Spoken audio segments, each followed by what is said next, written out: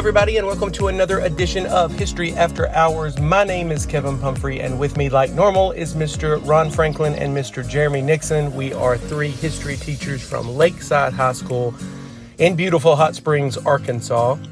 And today we are recording our very first live podcast at Kollective Coffee in downtown Hot Springs since the pandemic hit. So this is a very important moment for our podcast. We are recording this on Thursday, September 1st, 2022, and it's been a long time coming. We had a room full of students who were asking great questions. It was nice to be back, covering all the crazy topics that a student might ask. And so we had a really great time. We hope you guys enjoy the podcast. This is our first episode from our new season, which is, can you believe it, season 8. So, we hope you enjoy the podcast.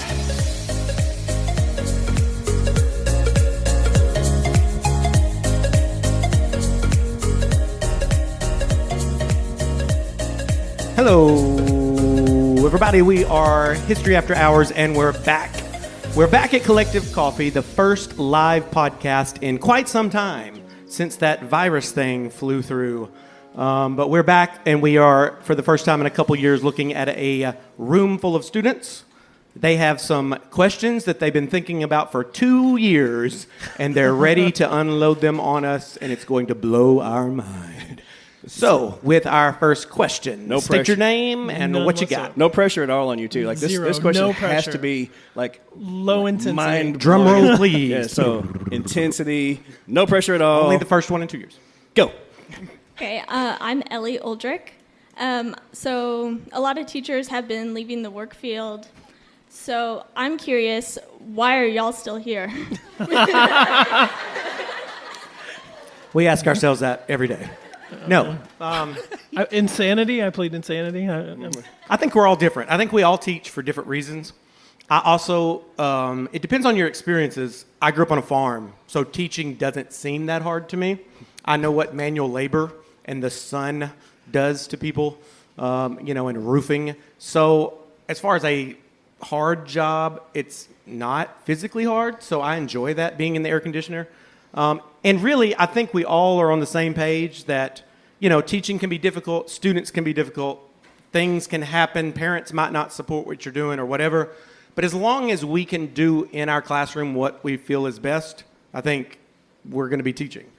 If somebody comes in and tells us what to say and how to teach, and all, that's when we can find something different. Well, let's say this too. If somebody comes in, the three of us together we're a pretty formidable group to come at. So if you're going to try to direct us, you better know your stuff, because I said this a while ago, we know what we're talking about.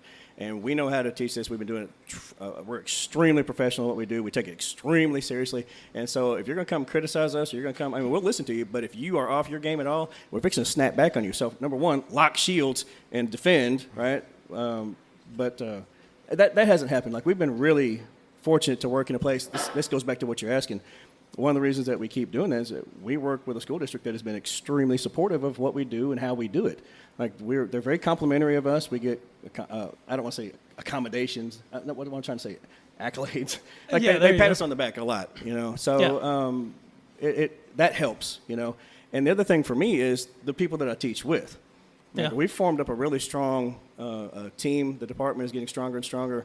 And if it wasn't for the support and really the sort of the professional push that I get from these two guys, it might make a difference in where I decided to be, or just if I decide to stay in the field. And this is the same for me. It's the exact same. And all of us actually basically came from different backgrounds and different fields, and we do this because we love it. And we do this because we're in a community that supports each other. And, we've said it before, but we'll put our department up against anybody in the state. And I think that's part of it, too, that we have a lot of mutual respect for each other. And or at least I am, not trying to speak for everybody, but I enjoy being there every day and seeing these guys and talking to them in the hall and seeing you guys and talking and just learning from each other. So that's why I do it. Well, let's dig a little deeper on that, though, since that was a pretty good question, by the way. You did not disappoint. Bravo. I'll give you that, so bravo. Why do you think so many people are choosing at this point to get out? You think it's COVID related, or you think there's something else going on? I think it's both. I think it's money, money, money. Oh, yeah. But it's also the challenges that have arisen from COVID. I mean, y'all know, COVID gave you a lot of excuses, and a lot of students want to keep those excuses rolling. And a lot of administrators want to keep those excuses rolling, and it makes it even harder for a teacher to teach. We haven't seen that this year. I think this has been a great start to a year. It feels like normal, but I think a lot of teachers are... Also, COVID opened up staying at home working, which we didn't have before. I think a lot of teachers... And plus, by the way, we've got... most teachers have several degrees. We're highly educated. We can get another job. And if we could stay home and do it and not have to deal with all the craziness, I think the teachers that are leaving the profession, they might not love it, or they're not passionate about their subject as much. Or maybe they don't feel supported, like I just said we do. Right. If they start messing with the way I do my class, then that's when I'll jet. And Same. And a lot of teachers might have had that happen. So, yeah. Nixon, any thoughts on people bailing, or you got anything to add? There are a lot of things we could say. The amount of work, the intensity of it, the more responsibilities in COVID, mental health, physical health. But I really do think it is about support at the end of the day and loving what you do. Some people that I know who have decided to not do this anymore, there was a certain amount of disillusionment that came over the past few years, and it's like I can't get through it. I mean, I know that students have been through a lot, and I'm not downplaying what you've done at all, but you have a unique perspective on the receiving end of all this. To try to teach through what we've just been through, like, I'm just going to go ahead and be real honest with you. Like, it was dark at times. Terrible. It was hard to try to get things worked out. How are we going to reach the kids that we need to do, especially for the kids that are at home? Are they listening? Are they not? Are we reaching them? Are they not? Are they going to do their work? Are they cheating the whole time through? Are we actually making any kind of difference at all? You all were cheating the whole time. I said if, but yeah, we know there was a lot when of that. You were cheating. There was actually even a black market on that for like essays, and so like, I'll pay you to do. Yeah, we knew about that. It happened, but at the same time, from our side, like the whole reason we give you things to do is so that you will be a better person on the other side of that thing. And if you don't do it, then you've missed. And that again, that give and take is part of why we do what we do, to see you get it. We know what we're talking about. We need you to know it too, because you're going to be the people who carry that torch forward. And if we're not able to pass that along, then that's where that disillusionment comes from. Like, we're just like, geez, is it worth it? I mean, it is, but it was hard. It was so freaking hard. And I know a lot of people went through depression. I know students went through it, but I'm telling you, educators did too. And some still do, I'm glad we're coming out the other side. I hope it continues. And part of it's selfish. Like, I don't want to be 80 and in a system that you're running and I think you're a moron. So I really do want, you guys to be prepared. All right. Very good.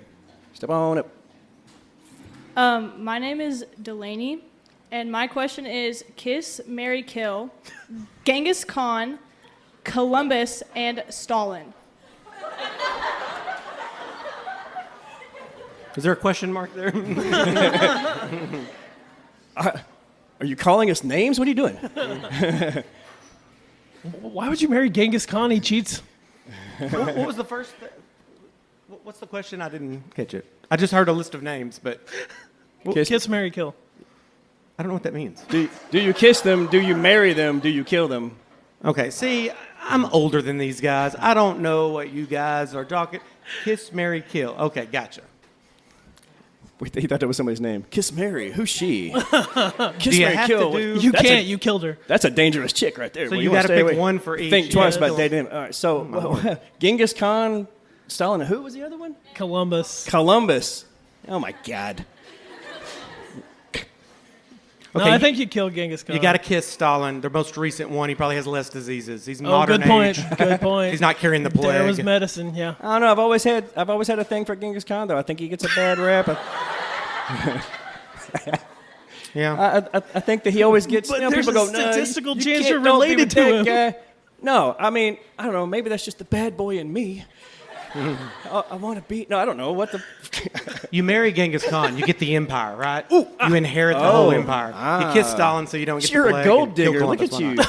at you. She give me money when I'm in need. Sorry. All right. We may have to Yeah, I give know, that a they're- little more thought. That's gonna. They that's only know gonna. Crazy Kanye. I'm gonna wake up in the middle of the night going, no, you should have said Columbus. No, I don't know, man. I don't know. All right, next. Hi, my name's Sasha Thomas. I'm from ASMSA, so I don't get extra Hey, credit man, for this. welcome. Yeah. No. I know some people over there. We'll Tell make them, some calls. Tell them, Don't Mr. worry. Franklin said you get extra Got credit. it. You tell him I said.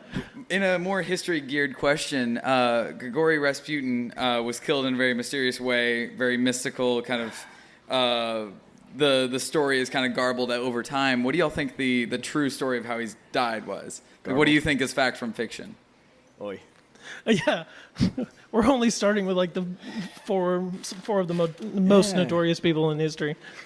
Rasputin. Rah, Rasputin. Well, he You know heard the that song and he died. It's weird that they made a disco song out of that moment. Have you ever thought about that? It's just, you guys know the Just Dance thing, right? You've heard this song. Yeah.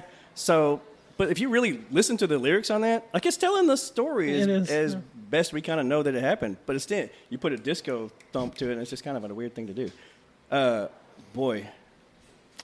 Okay, I'm not What a world really history happened? guy. Yeah, no, but go ahead. Yeah, from my knowledge of this, Yeah. I know he was poisoned, shot, stabbed, whatever. But apparently, I remember reading the official cause that they released was he actually drowned. Drowned. Yeah, drowned. So he survived all that other stuff. Okay, Right. so according to the guys who murdered him, because they admitted to what they're like, all right, so we brought him in, and then we were going to poison the guy because we know that he liked a lot of food and drink. We arsenic in everything, an ounce of that will kill 3 elephants, but this guy, for some reason, was able to, like, eat sweets and chug it down. And anyway, so he didn't die, and he should have. He should have at least been sick to his stomach. Like, you should have asked for a Tums or something. But then they're like, oh, well, he didn't die, so we'd have to, like, stab him. So they stabbed him. That didn't kill him. So they shot him. That didn't kill him. So they stabbed him again. And then they, like, mutilate him at some point, apparently, from what they said. And then they wrapped him up, threw him in the river, and apparently, after all of that, he, like, drowned. They found water in his lungs. So I don't know. So he claimed to be, like, the superhuman, like, faith healer, like, God is in me and I will fix, whatever. And so now you got to wonder, like, is this just the most difficult murder in history? Does he clot well? I mean, what happens, Or was he actually a man of God that they murdered? Oh, no. Because, one of the themes here is if, as long as Rasputin lives, or if he falls, the empire will The fall, empire something like falls, that. yeah. And then next thing you know, the Romanovs come tumbling down. I don't know. I don't know. So the truth has to be in there somewhere, I guess. At least we know he drowned for sure. That was on the official record. But after that, I don't know. Yeah, it's also a Russian official record. Yeah, well, right. He's also in my top 5 creepiest modern photos. Definitely. Just Google a photo, it's 150 years. There's a photo of him, and it's so creepy. John C. Calhoun is pretty creepy. There's some other in the running, but he's top 5 for sure. It's all in the eyes. I know, yeah. Something weird right there. Hypnotic. All right, ready? Okay, I'm Natalie Shunk, and since you guys claim that you're, honest with us and all that jazz, Wait, a bit. You questioning our... Pumphrey was shaking his head. We don't lie to you on purpose. Okay. And that's kind of that's a good thing to say. If we were to say something that wasn't accurate, we didn't mean to do that, Okay. right? And if we learn differently, we will correct that. So that's the other thing that's good about us. Okay, but go ahead with your Well, I do appreciate condescending. Yeah. I'm sorry, I didn't mean it to be. I'm kidding. Do you think that college is actually worth it? Because theoretically, we're going into thousands, if not hundreds of thousands of dollars worth of debt, and is that really going to benefit us in our future? It's not worth it for everybody, is the, glib answer, sort of. It goes back to sort of the first question, what do you really want to do and what are you passionate about? Because, speaking as someone who spent a lot of money on a law degree, practiced for 10 years, and then quit, that wasn't great. So, do I regret it? No. I have my license, I have the degree, I teach what I love, so I don't regret it, but you have to think sensibly about, what do I want to do? Am I serious about this? Is it worth because it is an investment. And it has, the percentages that college tuition has gone up is just insane, and we need to do something about it. That's a different question, but I don't think there's one answer to yes or no to that. Yeah, I mean, the first thing is figure out the career you want. Follow somebody around who does it to make sure that's the career you want. And then if that requires college, you got to go to college. But if not, don't. I mean, I've got this whole series on stuff you should know. Keeping your debt low is one of the things that can give you freedom in life. If you rack up debt very quickly, then you're married to a job. You've got to have money to make those payments. So, obviously debt is debt. And if you don't have to go to college, I mean, yes, studies still say people who go to college make more money, but that's averaging everything out. That's not for everybody. Figure out the career first, make sure that's what you want to do, and then go into, in England and Europe, they have the gap year, which is really beneficial because they don't just dive headfirst into college with their friends. They spend a year if they can. And that makes a difference because we have a culture in America where you graduate from high school and all of you and your friends just go right into college and you feel that peer pressure. I mean, if you can, if it's, of course your parents are going to help make these decisions too, but eventually it's your career. You've got to figure it out. I just wouldn't dive blindly into college these days. I would think about, is the debt that you're potentially accruing unmanageable after the fact? Or is it unmanageable debt for you depending on the career that you are able to get with this education?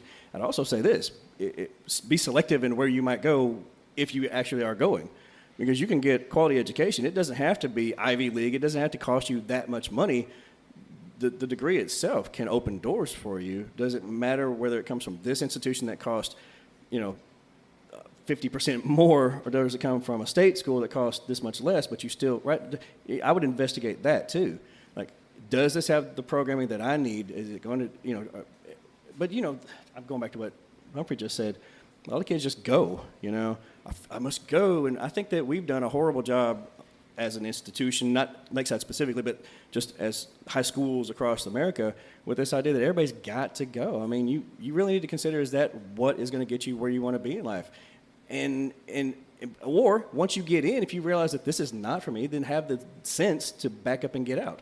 Because otherwise you're going to forge in and then you're going to be swallowed up by something that you don't really want to do with all this debt that might be unmanageable, right? You have to play the game, I guess, but know what you want to get out of it before you jump in. Be thoughtful. Don't just go, I think so many people just go, what is it?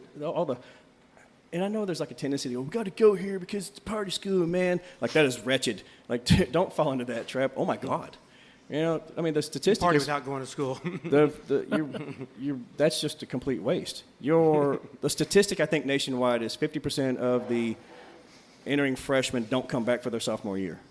Like, that's staggering if you really stop thinking about it. So they got to back up and figure out what they're going to do, because either they wasted their money or they wasted daddy's money or whatever it is, and then they, because they spent too much time doing other things than what they were really supposed to be there for, and they can't make it and they flush out. Or maybe it was harder than they thought it was going to be, or whatever. There's a myriad of reasons. But you got to know you and what you really want to get out before you take, because it does get real serious real fast. Student loan debt is something, we've got this relief thing that's in the works. But generally speaking, the debt that you accrue, you can't even file bankruptcy and get out of that. It's going to follow you for the rest of your life. Like, it's just, they're just that determined to get that money. So anyway, that's a great question too. Yeah, thank you. Yep. My name is Joshua Weed, and Mr. Pumphrey, you said earlier today that if you were to have to fight in any conflict, you would pick World War I last. So I'm curious, if you had to fight in any conflict or war, present or past, which would you choose? If you had to fight? If you had to fight. If you were drafted? I would go with any modern, like Iraq, Afghanistan, just because the likelihood of you coming home is way more. The likelihood of you catching a horrible disease, like Spanish-American War, not many people died, but there's a good chance you're going to catch a disease, yellow fever or whatever. So the more, I'm telling you, this. I understand with social media, you think. We're all going to hell. Everything's horrible. Everybody's shooting everybody. But actually, violence is at an all-time low worldwide, and the technology helps bring people home. Obviously, I wouldn't want to be on the other side of that conflict, but if I'm fighting for the USA, I think the most modern thing, I'll do that. Yeah, I would agree. You want to be a drone pilot?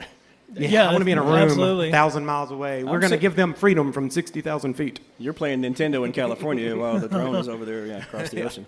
That makes more sense than just about anything else. Because a lot of times, if I think about Civil War, for example, the death toll, which is staggering. A civil war is. I think we've talked about this in class. You can't win a civil war because you're fighting against yourself. You're wasting your people. You're wasting your resources. You're destroying your land and infrastructure. It's just nobody really wins that, even if somebody claims to at the end. But more people were killed by infections and by diseases that were rampant in the camps and things than they did, or starvation, than they did from the bullets that were flying. So that's probably a great answer. The more modern, if you had to, I wouldn't go back and slosh through the mud and the crap with everybody else. Yeah, and my biggest problem with World War I is not so much how horrible it was, which it was horrible, and it's poison gas and machine guns and trench warfare and all that, but it was kind of useless. So you do all that, and then what happens? It just leads you to World War II. So that's another reason I just despise World War I. What if you were really sucked into the patriotism? Would it make a difference we're sitting here 2022 saying this, but if we had lived at that time, you see what I mean? Like, we might have been just caught up in the and people in the were fervor. Yeah, a lot of people were, like, especially Americans. Whole towns were going into the recruiting stations together. Come on, boys! The whole graduating class from that year's high school, they all marched down there together. They just kind of get swept up in almost like a mob mentality in a weird way. Just everybody says, "Yeah, we're doing it for home and country." But then when they get there, the reality of this isn't. The patriotism fades when you get away from the band and the banners and the flags, and when you get out there when it's just how many things have we read where we're not even fighting people, we're fighting death itself. Yeah. How scary is that, man? Shell shock. Have you ever seen any of the videos of people who came back from that war with shell shock? That's what we call it PTSD now, but they didn't know what else to call it then. It's not even mental anguish or just I'm depressed. These dudes couldn't function. Their synapses weren't firing the right way. They were incapacitated, and yet they're living, but they're not, right? And they couldn't get over it, and there weren't therapies to help them get over it. This horrific, even for the people who survived. Good, jeez. I hate that story. Actually, this is also where we invent plastic surgery. I always bring that up because we had the medical technology to keep people alive. So war is good. Is that what you're saying? Well, technology does develop in war for sure. That is a thing. But yeah. All right, thank you. Next. All right, don't hesitate. Come on. What's up, Joe? What do you have? What is that? Sorry, I have to bend down. Everyone that's asked questions is 5 feet. But, so I let Nixon on a little insider of this. Say your name. I'm Joseph. There you go. I go by Joe. But I go by other names in my classes. All right, don't get carried away. All right, okay. Anyway, I let Nixon in on this, so I'm starting a podcast, and here I am sitting at a podcast. So I'm going to need from each and every one of you one piece of advice to start a podcast. It's called the No BS Podcast. So there's no theme. It's just whoever we want to bring on the show. So I need 3 pieces of advice to start this. It's me and my best friend Caleb Alines in a toga costume. It's that one. Okay, so let me think through what you're asking here. Is it because we could talk about technical difficulties, or we could talk about your ability to no BS your way through? Is it like a format where you're going to have people come in and sit and do interview style things, or are you just going to sort of randomly talk off the top of your head on what's going on in the world? Or he's going to invite people in for interviews. Or do you test the newest vaping devices? What's happening? What are you doing here? Yeah, so you kind of have to pick a thing. Is it going to be all inclusive, or are you going to have today we're going to have this segment? I don't know what your plans are. The what now? The Noak Brothers. Noak Brothers? Yeah, they don't have a thing. They just roll with it. Okay, so that's what you're... So just play it out as it goes. We're just going to get behind the mic, hit it, and go? Yeah, all right. Well, I think if you want to be successful, you just need to be authentic with whatever. Yeah. The best podcasts are people who you trust and you think that they're just being themselves. So I think that's a good piece of advice. Just be you. Mm-hmm. Obviously, this podcast, because we're teachers and it's associated with Lakeside, we're telling you guys the truth and all that, but we're not 100% ourselves, but we're authentic. What we're saying is we believe it, I believe, But I mean, it's still, so I would just say be authentic with whatever you want to say. Mm-hmm. Yeah, don't try to be somebody you're not. Like, right? Do that. Do it well. But you get better as you practice too. Like the first few episodes of this, he just came to me in the hall one day. He's like, "Dude, you want to do a podcast?" And I was like, I didn't even know what a podcast was at the time. Like, I guess, what is that? Explain it to me. And he's like, no, it's this cool thing, and people talk about stuff. You can learn all kinds of great things, and you listen, And I was like, sure. But we didn't know what we were doing. We borrowed some busted ass equipment from Slayton, and we had a couple of mics, and we just kind of plugged in and. I think we had a list the first time. What do you want to talk about? And we went through the news, like, okay, we're going to talk about this, check, and then we kind of stumbled through it. But the more we did it, we stumbled upon this. Yeah. Bringing the students in. Yeah. Oh, that was For years, it was just me and him. And what year is this? Year 8. So we've been doing it for 8 years. Yeah. So, but we were really doing this for y'all. History After Hours is really not about us anymore. It's about this. It's about trying to have another venue to teach you guys what we know and what we've learned through bitter tears. That's the other thing too. Like when you find something that you go, "Ooh, I didn't expect that, but this was cool. I like to do that." Like that's how we got into this scenario. We were like, "Well, you want to go downtown and have kids come and just sit and see what happens?" Like we had never opened the mic up. Matter of fact, we had a guy from National Park who's not there anymore, but he came and sat in with us a few times, and he was kind of new to the process, but he had heard what we were doing, and he's like, okay, so he's sitting here, basically where Nixon is, and he goes, all right, man, before the show, we're like, is there like, what do we do? Is there a script or something? Like, do I need to prepare myself? And I was like, nah, bro, we're ad-libbing this. He goes, dude, that's dangerous. I was like, yeah, like that's part of the fun, man. We don't know what's going to be. We don't know what's going to be asked, and we just got to react in real time, and that's part of the reason why I like this so much. Just what are you going to hit me with? Like we got, And before you know it, you're married to Stalin. And before you know it, yeah, shacking up with Genghis Khan and Columbus. All right. Anyway, so yeah, there you go. All right, come on. Hey, my name's Atticus Webb, and I wanted to know what would y'all want as your last meal? A hot fudge brownie and ice cream has got to be involved. It's my favorite dessert. You've thought this through. Yeah, that was quick. Well, 10 years of lifting weights and watching my diet, I knew what my favorite dessert was. Uh-huh. So, when you starve yourself, vanilla ice cream, by the way. Homemade, preferably. Oh, yeah. I'm a pessimist, but I've never thought about that. About the last meal? About my last meal. Yeah. Well, think about it. I am, but you are. Is it you going dessert, or are you going like maybe a like meal of desserts, fatty, something you would never. I'm already dying, so I don't know about that. I may just be like all desserts. I think so. Yeah, just my favorites.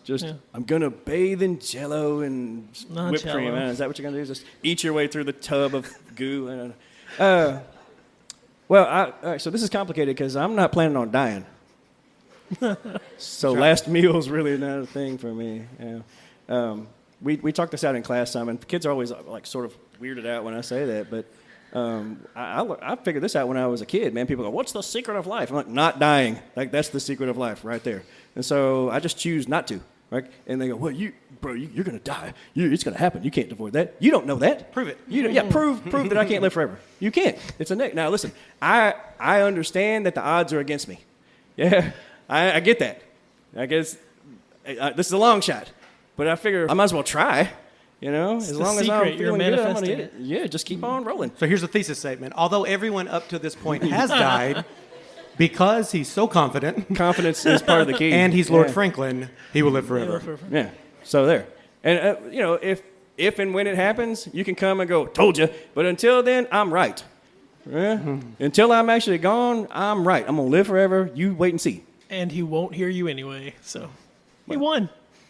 That's right. Yeah, it won't matter. You know what's odd I just thought about is most people do share the same last meal coming through an IV. Isn't that dark? Oh, dude. Like that's... Sorry. We're all going to have the same last meal. I was in my dessert happy place, and that's what you just did. Thanks. Can you put some chocolate in my IV tube? Boo! Please. Just... Please. All right, better not be ice chips. I'll be pissed off, boy. Yeah. Give me something real. Anyway, but no, not for me. I'm not going. Yeah, I can't. You won't make me go. I am. All right, so Last meal, Nixon? Have I expressed enough how I feel about that? All right, come on. Hi, I'm Lucille Duke, and I kind of have a two-in-one question. All right. So, I'm curious as to what you guys will think will end the human race or civilization, and if it'll be like a history repeats itself type thing. Way to mess up my live forever scenario. Humanity is gone. Franklin is going to end the human race. No, I'm kidding. Just me and the roaches. Boy. I survived crawling out from under a rock. I've been solid robot. Like, it will be artificial intelligence. I'm sticking with that. You think so? Yeah. Why do you go there?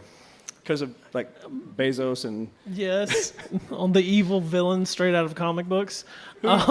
Who's worse? Who's the Tesla boy? What's his name? Musk, right? Elon Musk. Who's worse? Elon, like as far as supervillains go, yeah?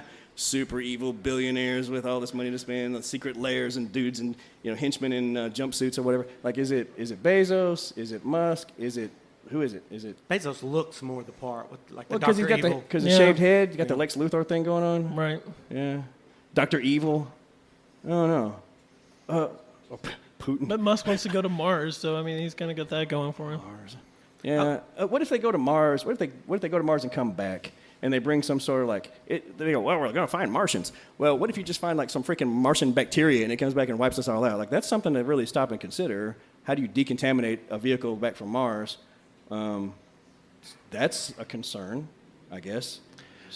Unleash some horrible bacteria on the world.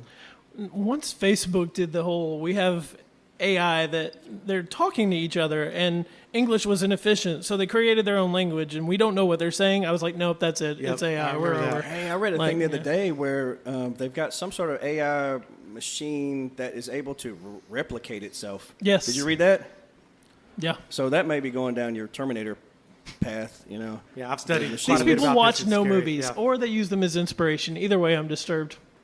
I will say this, of all the stuff that could, I don't think a virus will do it because there'll be a certain percentage probably immune. I don't think we'll kill each other. There'll be people living in caves. I think it could be a big asteroid that we just can't get out of the way of. And then, I mean, what do you do? And then it like the dinosaurs. It was worldwide. It was global. Okay, so is that what you... Okay, there's two questions. I'm not hoping for it. Two questions in one. Oh, well, that's where I was going. Is this what you think might happen, or what you hope will happen? Like, what do you? If there's gonna be an end to the world, if it's going and you can sort of down- plan it, like what would it be? Like what would you go still asteroid? I hope it's an asteroid. Yeah, I hope it lands right on top. This of is me. so strange because I was late because I was getting feel a it. haircut, and I just told the lady that we were talking about how bad things have gotten, and I was like, I'm The all lady cutting for- your hair is yeah, like, yeah, we're having "The this world's gone to conversation, and I'm just like, if it was good enough for the dinosaurs, it's good enough for me. It's Yeah. time for the giant Something asteroid. quick. Yeah. So You don't want I'm to going that. halfway survive. And then, Okay, well, like a big one that gets everybody all Yeah. at once, or a little one that gets everybody slowly. We've had our chance. We had a good run. But it's not as enjoyable, right? I mean, if you want the drama, The you want drama will be if we know it days ahead and know okay. that's So where. haven't you so seen we wanna- Deep you want to see Impact? it coming. The moon They- splits in half, and all of They a sudden, stand on the beach and watch it come in the tidal waves. It's dramatic. okay, all right. And of course, Musk and Bezos, They lift off. they're gone. See? Yeah. It just Good seems luck with your hopes and it dreams. just seems too fast. I mean, really, if you're going to talk about end of the world, you need to go like super dark, pain and suffering, and long drawn out. I don't know. I don't even know what I'm saying. I think even with AI, they might keep a bunch of us around just in case. Asteroids probably the best answer. It probably is. What was the? Wait a minute. There was two parts to that. What was the second part? What was it? Yeah. So more. I mean that some sort of cosmic calamity. That makes good sense. Okay. Hi, my name is Celia Cox, and my question is, with the overturning of Roe v. Wade, what do you think the futures of contraceptive are in both America and in Arkansas? America and Arkansas, because we're separate. When we secede from the Union. Okay, hold on. What do we think the future of contraceptives are now that Roe v. Wade has been overturned? Okay. I'm trying to decide how far to back up on this. Well, let's just make sure everybody knows what the that's what I overturning was- just kicked it back to the states. It didn't Yes. do anything else. But although Right. So what Roe versus Wade stood on was the right of privacy, which was Griswold versus Connecticut, which is about contraceptives. So theoretically, now that Roe versus Wade has been overturned, there is a concern that all the cases that came after Planned Parenthood versus Griswold versus Connecticut, sorry, I'm getting ahead of myself, could be overturned. And so it's uncertain. What I can tell you, though, is that states that want to prohibit contraceptives or states that want to repeal rights that have been granted under that umbrella term of privacy will start one by one systematically using test cases and laws to restrict those things. And that's how piecemeal that it will go backwards, because that's how they took down Roe. It's one state at a time, chipping away, seeing how far they can go with it. And they got the right court and overturned it. In 50 years, maybe a court overturns the overturning. And we talked about that in AP Gov and what that does to a country and our belief in an independent judiciary. But the best I can say right now is that what will happen is a systematic testing of individual states of what they can do. And it could be contraception. It could be LGBT issues that are also under the right of privacy, such as same-sex marriage and that type of thing. One of the things that's got some of these folks stirred up, and you may not know this because this doesn't come up very often, is that our birth rate in the United States is at its lowest point in decades. And it fluctuates from time to time, but it's on this downward trend. And you could say, well, it's because of COVID, or it's because of this, or people not getting married as often, or they're choosing to have kids later in life so they have fewer kids, whatever it is. There's lots of different reasons why that might be. But some of these guys, and this is sort of a historical trend too, by the way, if a leader looks at the country and they're like, we must build our country, we must build our, then one of the things they're going to promote is you're going to have to get together and have a lot of kids.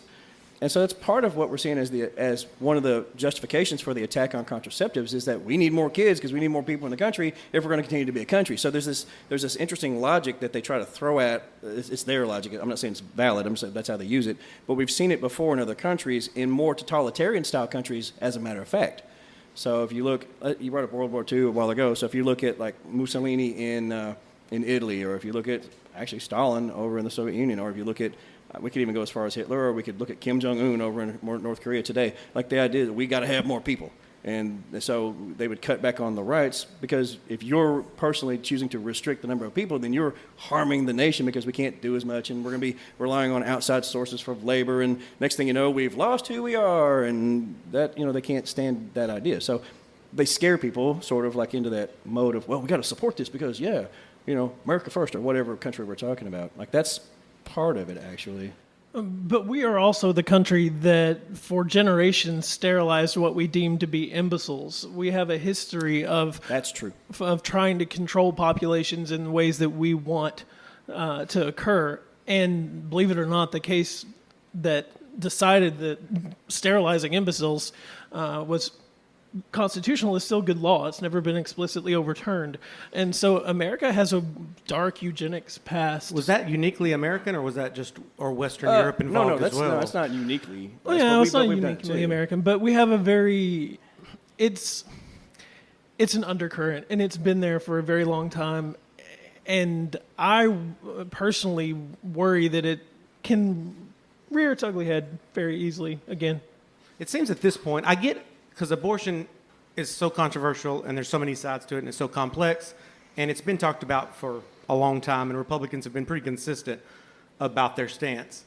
With contraception, it seems like it would be politically very costly to push that too hard, except in maybe certain states. I don't know. Maybe I'm wrong. But the midterm elections will be a really interesting guidepost for that because we're looking to see what the turnout is. We're looking to see there's been a drastic increase in the number of women registered to vote, and what should be historically a Republican wave year where the trend is the person who won the White House, their party loses in the midterms. And right now, Democrats are closing that gap in enthusiasm and in several swing states that it's possible that they might hold on to the Senate and still probably lose the House, but not badly. And if that is true, it might signal really a bad idea for them to go further. All right, political question to you, from me to you. there are movements inside many states that are sort of gearing themselves up to. I mean, we're putting people in positions of power who are over elections, who obviously want the elections to go a certain way, and they're actually making it harder and harder for the transparency that needs to take place. Do you think that there will be enough states that do that by the time the election happens here? What are we, 60-something days away, something like that? Or is it less at this point? Anyway, it's not too far away. Right. Will they have enough legal maneuvering to, even if the election goes against them, to actually switch that and change it the way they want? Because we talk about election rigging and all the stories and all the nonsense about how the last one was stolen, this and that, and it is nonsense, by the way. It's thoroughly proven in multiple ways by multiple people on both sides of the political spectrum and through the judicial system that was appointed by, both sides. There was no validity to the idea that the last election was stolen. However, that doesn't change the idea that it might be in the future. So there is a certain vigilance that needs to take place. So again, how is that? Do you see movement on that level right now that would be impactful in the midterms? For the midterms, I would say no. Not right now. 2024 is the bigger, and that's the bigger fish to fry, so to speak, and that's what they're going to try to go for. Some efforts have stalled, and it's been politically costly in some swing states. So we'll see. Really, I think the midterms are the litmus test, and we'll go from there. Okay. All right, come on up. Hi, I'm Lauren Lewis, and my question is, do you think that living life to the fullest is truly possible? You have to define, each person has to define what that means for them, though, right? So what's too much for one person might not be near enough for somebody else. True. Right? So, can you be more specific? So let's say you have somebody who just, fills their lives with things that matter to them. Can they ever You're talking about activities, or you're talking about just, to live life to the fullest for some people? I need to read all of these great historical right, I guess texts. it is a very... Or are you talking about I got to jump off every mountain there is in a squirrel suit and hope that I don't splat at the bottom? What about you personally? Okay. Okay, so I've got some ideas on this, of course. I think also age matters, because you're what makes you happy or what you are drawn towards is going to change as you grow. When you have children and stuff like that, that can change things on what makes you happy. But I think something universal is most of us live in the past or the future in our brains. We're thinking about the past or we're thinking about what's next. I think the best superpower in realistic terms would be to figure out a way to live in the present. Like if you could go to class and really pay attention and live in the present, you'd make straight A's, first of all, because you would hear what, instead of being 5 minutes and zoning out. And how many times have you zoned out right now? Like just in the last 10 minutes, you zone out, you think about tomorrow, you think about yesterday, you think about what you got to do at home. I wonder what my mom's doing. Blah, blah, blah. Imagine if you could zone in and really capture the present and live. That is the struggle, and I struggle with that too. So no matter what makes you happy, whatever you're drawn to, if you could enjoy it more, that would be, to me, living life to the fullest is being present. That's a great answer, bro. And I will add on to that by saying, yes, how many times have you seen somebody at an event and everybody's just really enthused, but they're not looking at it and enjoying it? They're looking at it through their phone. Have you? I've seen people do that. I'm looking here, but it's happening out here. And for whatever reason, whether I'm trying to video it or something, I want to watch it later. I want to save this thing. You're missing it. You're missing part of it by not actually plugging into the thing that's actually happening right now. And I think that's that future tense thing. Well, I got to have it for later, or I'll want to look back on this someday. Dude, what's now? What's happening? Don't miss that. Honestly, the older I get, the more you realize, geez, I wish I had paid more attention at certain times in my life. I was a knucklehead teenager. I'll go ahead and admit that to you. Half the stuff I did, I would look back and go, God, how did we survive that? But part of that was not fully engaging with what I should have been doing. I was distracted by other things or by other people, cut out all the crap in your life and go get to the root of it. What's the most important thing right now? I think that's super important. So, yeah, I like your answer.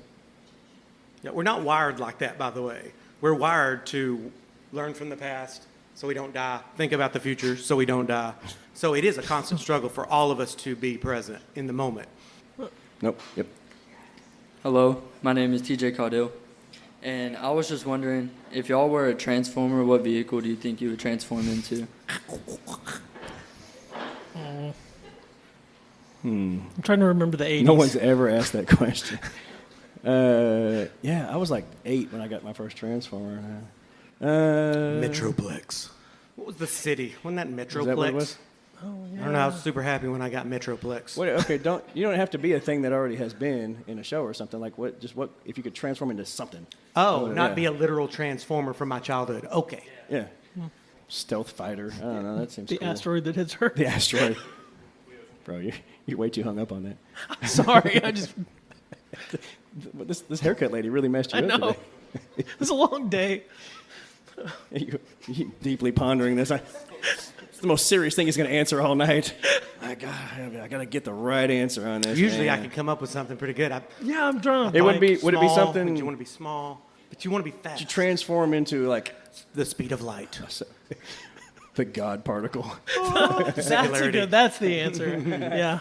Well, okay, that's a tough one, man. Yeah, I don't know what to say to that one. Yeah, something that goes real fast. That goes back to my childhood too. Don't drive fast, kids.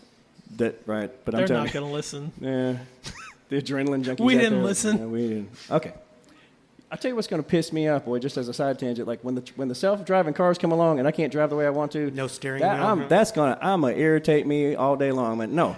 The thought Step of back. him giving up his smart board is about to kill him. I can't imagine. I don't even want a smart board. I do not want a Promethean board. I just want to have my board is smart enough the way it is. Like, stop trying to shove technology on me. When they take I'm away just gonna your tell car, stories everybody just get and away. get people to learn and talk about stuff. All right, go, sir. Hey, speak up. My name is Brennan Wilkins. A little closer. Close to the mic. So, like, if Show you some had seniority. Yeah. If you had to take, like, all the best, like, poets and, like, artists of, like, human history, like Shakespeare, Robert Frost, like Dr. Seuss, like, all those, like, who do you think would be the best rapper? Dr. Seuss would be amazing. Yeah. Is there a Dr. Seuss rap online somewhere that we could enjoy? Epic I rap bet battles. there might be. Like, Isn't there it's like just a sort of- new like Snoop Dogg kids show? Because that's pretty amazing. I think there is. Or he's just fooling everybody. It's been on his Instagram. Isn't there an epic rap battles? Oh yeah, epic rap battles of history. Would not own a boat. I don't know. I do like epic rap battles of history. Those are There's pretty a good. Dr. Seuss one. Dr. Seuss would be good. Yeah, that's a great one. He could have some crazy rhymes like Eminem, like in the middle of the phrase. Well, let's go with that. Yeah, let's All go right. with that. Up. I'm Jack Henry Frisbee. I'm asking a very serious question because I've been thinking about this for a couple years now. You know, COVID. You know, it cramped my ability to ask this question. Well, God Completely bless and go serious Rams. question. Get to it. So land the plane. There's a boxing ring, and in one corner, you have Mike Tyson with just his left arm, Okay. and on the other corner is Mike Tyson, but with his right arm. Which one of them has teeth? Which one of them has Which the one ear in has his the mouth? ears? Yes, Right. that's what I was thinking. Because that was Now, you put them together. Who's winning, left or right? left. Left, because left's the uppercut. Left's the finisher. No, I thought he finished with a left uppercut? Always left. Yeah, that's it. Body blow to the right. Dude ducks down. You bust his head open with the left. People explode. Like, yeah, no, it's Franklin has a violent streak tonight. left's the answer. Yeah, no, that's a good question. I hadn't thought of it that way. Mike Tyson versus Mike Tyson. Again, I'm just the teeth. concerned about which one has the ear. Yeah, which one gets to chew on the Which other? one bit the ear? Because I don't want it to be that one. If you don't know that story, like Mike Tyson versus Evander Holyfield, in the middle of the fight, Tyson spits out his mouth guard and like just starts gnawing on Evander Holyfield's face, just spitting earpieces out everywhere. And then they stop the fight, which was a disappointment actually. Like, huh? Were you there? How do you know that? Oh, because he's coherent in interviews, yeah. Go. My name is Ben Hollis. There you go. So recently, the city of Albuquerque put in statues of Walter and Jesse from Breaking Bad. And Republican congressmen are upset because they think this glorifies like law breaking and making meth and stuff. So my question is, do you think the prevalence of violence and crimes in media actually influences real life and society? But they're okay with Civil War statute. Anyway, sorry. It's not hatred, it's heritage. Why did they put up the statue? Just because it's cool. Because the show was based in tourism. Albuquerque, and so yeah. The people who own the house where Walter White lived, like that people would drive by there and like just fling pizzas up on the roof indiscriminately, and so I think the people ended up having to move. But it's free pizza. Why would you move? Like just go up and get it. Is it on public property? Yeah, where the statue's on somebody's. I mean, aren't they just talking about does the show, violence how in successful? media translate to violence in society? Is that what you're asking? I think it depends on the society. Because if I look at, for example, Japanese culture and society, their video games and their movies are ultra violent compared to what we have. I mean, but they are, as a culture, some of the nicest people. They're so giving and so worried about social consciousness and how to help a community, especially in a time of crisis, and very worried about respectability and all that stuff. And so I think it depends on which society we're talking about. Where does it land, and what do they already have a proclivity for? So does it have a negative impact on our society? Like, we can make a different argument there, right? If we're talking about just us. I actually agree because they're they're a nation state. Their culture is so embedded and they're so alike and so homogenous that it does matter where you're at. And the U.S. is very different. So it's kind of a hard question. But, I would really rather be talking about mental health and the real causes of violence in society than arguing about fictional characters on statues. Yeah, most studies show that it didn't have much of an impact. It is mental health and it's socioeconomic. Those are the two reasons that people will turn to violence or commit violence, not because they saw it. There is an argument to be made, though, that if you have that trend in your society where people are struggling with those issues, and then you add in violence in media and they're saturated that they don't get any other viewpoint or whatever, then it could have an impact. But again, you got to sort of take that case by case. I don't know that it's provable. Matter of fact, I would think that it would be difficult to prove that it is. I hear people say that, especially older people. Well, if it wasn't for the violent video games, then there would be no problems in the world, and everything would be cherries on top of ice cream like you like. Yeah, I don't buy that argument necessarily. We've got time for about 2 more questions. Oh, okay. So, yep. My name is Miles Brewster, and my question is: if you were in an apocalypse, The Walking Dead style, if you may, what's your game plan? What's our weapon of choice to survive the zombie apocalypse? Would you try to survive, or would you give up, or what's? Did you hear what I said a while ago about living forever? I thought I made that clear. Yeah, I'm gonna try to survive. Right? What's your weapon? What's your zombie apocalypse weapon? It seems like walls work pretty I'm well. following him and hoping he doesn't die. Yeah, that's the danger of my plan. I mean, it seems like people eventually become, especially if they're walking. I don't want the World War Z zombies that are sprinting across the. But if you go to the Walking Dead zombies, walls seem to work well. So you need a fortress, and you need people guarding the walls, and you can survive for a while until somebody messes up. Well, if you watch that show long enough, you realize that the zombies aren't the biggest problem; it's the other people. Yeah. Right. So that's something to consider. So the bat, yeah. I'm going full Negan on people. Yeah, sure am. All right, come on up. Okay, what's up? I'm Emerson Foster, and my question is: if alien visit us this year, like 2022, do you think the rich or anyone would attempt to capitalize or even tame them? An alien? Is that what you said? Okay. Would somebody try to capitalize on that? Or contain them? I think if they got here, we're not going to be able to contain them. Yeah. If they got here, they're way more advanced than us. Right. And I use this comparison with Native Americans and the Spanish. They were like, hey, who are these people? And you see it in every alien movie, right? When the aliens come down, what do humans do? Well, maybe they're okay. And then they zap us, and, that's the movie. You flock to the center of the town with welcome signs. That's probably the a bad aliens, plan. and they all kill us because they're so much more advanced because we can't go anywhere. I mean, the only thing we could even hope in the next 1,000 years is just exploring our little galaxy. And as far as we know, there's no life. I mean, there could be life in our galaxy, but we can't even get out of our solar system. So if they get here, they can do whatever they want with us. Do you think if we end up putting somebody on Mars that we actually have the ability to bring them back? Or are they just going to be like test dummies. And like Yeah. All right, well, we're going to see how long this lasts. What do you think? I mean, we're gonna try to do that, right? We're gonna try to put somebody up there. They're doing the moon thing, right? Or they think they're base doing on the the moon thing. Yeah, moon. so it's like, and then eventually they're gonna put people up there to try to long-term base on the moon and then and Mars, then and they bounce say from like the moon to Mars. Is that the idea? yeah, 6 months, something like that, and then 6 months to get back. But would you think that people would volunteer knowing that it would be? I mean, do you think there's somebody who has that sort of vision quest mentality where they go, okay, we can't bring you back, but you're going to go and you're going to learn as much as we can, and we're going to establish the knowledge base so that we can send other people later on that will survive. Do you think that could be a thing? Like again, go back to Columbus. Like, that boy didn't know he was coming home. He wasn't sure that this was going to work out, but he went anyway. Right? The chances were highly against him that he was going to find what he was hoping to find. I mean, people had gone off in that direction before and had never been seen again. So there's lots of reasons why he might not have made it. But he went.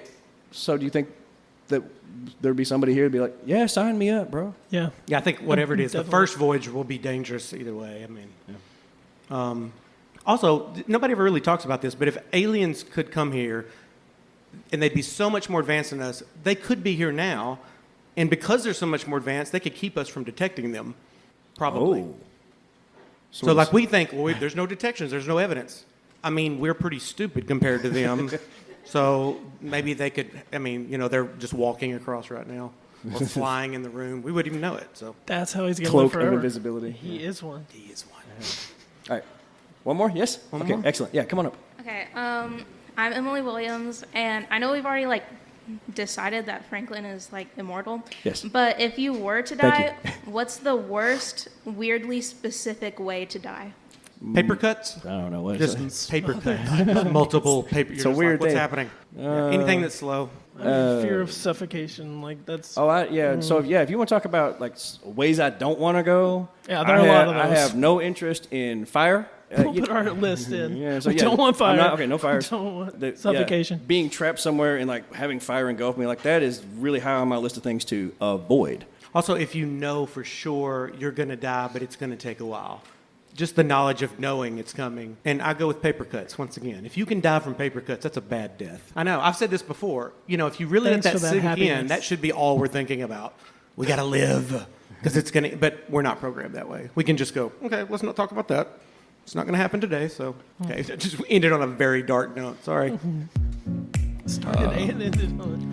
Okay, we are out of time. Thanks to Collective Coffee for having us out. Yes. Thank you Go guys enjoy for life. having us out. We'll see y'all next round. Good. Bye.